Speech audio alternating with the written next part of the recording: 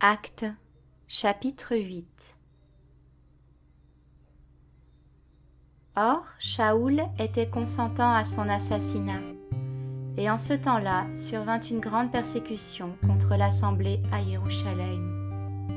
Et tous, excepté les apôtres, se dispersèrent dans les contrées de la Judée et de la Samarie. Et des hommes pieux emportèrent Stéphanos pour l'ensevelir, et firent sur lui une grande lamentation, en se frappant la poitrine, en signe de douleur. Mais Shaoul ravageait l'assemblée, entrant dans les maisons et traînant hommes et femmes, il les livrait en prison. Alors ceux qui avaient été dispersés allaient en effet de lieu en lieu, annonçant la parole. Et Philippos, étant descendu dans la ville de Samarie, leur prêcha le Machia. Et les foules, d'un commun accord, étaient attentives à ce que Philippos disait, en l'entendant et en voyant les signes qu'il produisait.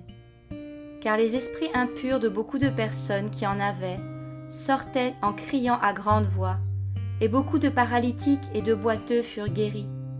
Et il y eut une grande joie dans cette ville-là. Or, il y avait auparavant dans la ville un certain homme du nom de Shimon, qui pratiquait la magie et étonnait la nation de la Samarie, disant de lui-même être quelqu'un de grand, auquel tous s'attachaient, depuis le plus petit jusqu'au plus grand, disant « Celui-ci est la grande puissance d'Élohim ». Or, ils s'attachaient à lui, parce que depuis assez longtemps, il les avait étonnés par ses sorcelleries. Mais quand ils eurent cru Philippos annonçant l'évangile des choses concernant le royaume d'Élohim et le nom de Yehoshua Machia, tant les hommes que les femmes furent baptisés. Et Shimon lui-même crut aussi, et, après avoir été baptisé, il était dévoué à Philippos, et il était dans l'étonnement, en voyant les signes et les grands miracles qui se produisaient. Mais quand les apôtres qui étaient à Jérusalem eurent entendu que la Samarie avait reçu la parole d'Élohim, ils leur envoyèrent Pétros et Johanan, qui, y étant descendus, prièrent pour eux afin qu'ils reçoivent l'Esprit Saint. Car ils n'étaient encore descendus sur aucun d'eux, mais ils avaient été seulement baptisés pour le nom du Seigneur Yehoshua. Alors, ils leur imposèrent les mains, et ils reçurent l'Esprit Saint. Mais Shimon, voyant que le Saint-Esprit était donné par le moyen de l'imposition des mains des apôtres, leur présenta de l'argent, en disant « Donnez-moi aussi ce pouvoir, afin que tous ceux à qui j'imposerai les mains reçoivent l'Esprit Saint. » Mais Pétros lui dit « Que ton argent soit avec toi pour la perdition, puisque tu as pensé acquérir le don d'Élohim avec de l'argent. Il n'y a pour toi ni part, ni lot dans cette affaire, car ton cœur n'est pas droit devant Élohim. Repens-toi donc de cette malice, et prie Élohim, afin que, s'il est possible, la pensée de ton cœur te soit pardonnée.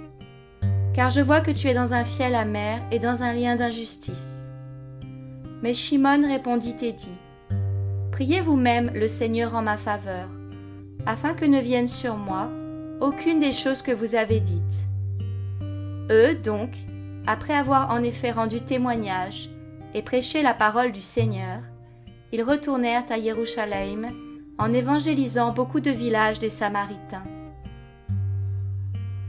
Or, un ange du Seigneur parla à Philippos en disant « Lève-toi et va vers le midi, sur le chemin qui descend de Jérusalem à Gaza, celui qui est désert. » Et s'étant levé, il s'en alla.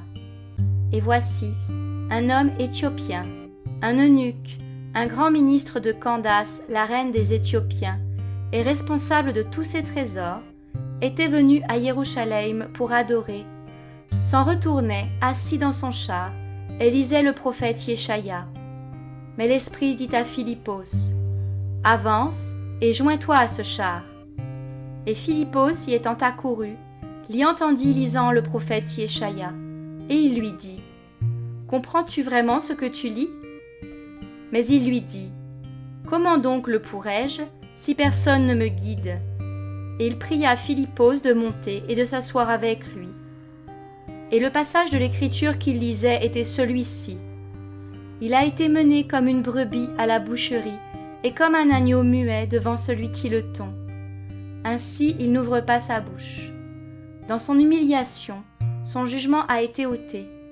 Mais sa génération, qui la racontera? Car sa vie est ôtée de la terre. Et l'eunuque, prenant la parole, dit à Philippos, « Je te prie, de qui est-ce que le prophète dit cela? Est-ce de lui-même ou de quelqu'un d'autre ?» Et Philippos, ouvrant sa bouche et commençant par cette écriture, lui annonça l'évangile de Yehoshua. Mais comme ils allaient par le chemin, ils arrivèrent à une eau, et l'eunuque dit, « Voici de l'eau. Qu'est-ce qui empêche que je ne sois baptisé ?» Et Philippos dit, « Si tu crois de tout ton cœur, c'est légal. » Et répondant, il dit, « Je crois que Yehoshua Machia est le fils d'Élohim. » Et il ordonna d'arrêter le char. Ils descendirent tous les deux dans l'eau, Philippos et l'eunuque, et il le baptisa.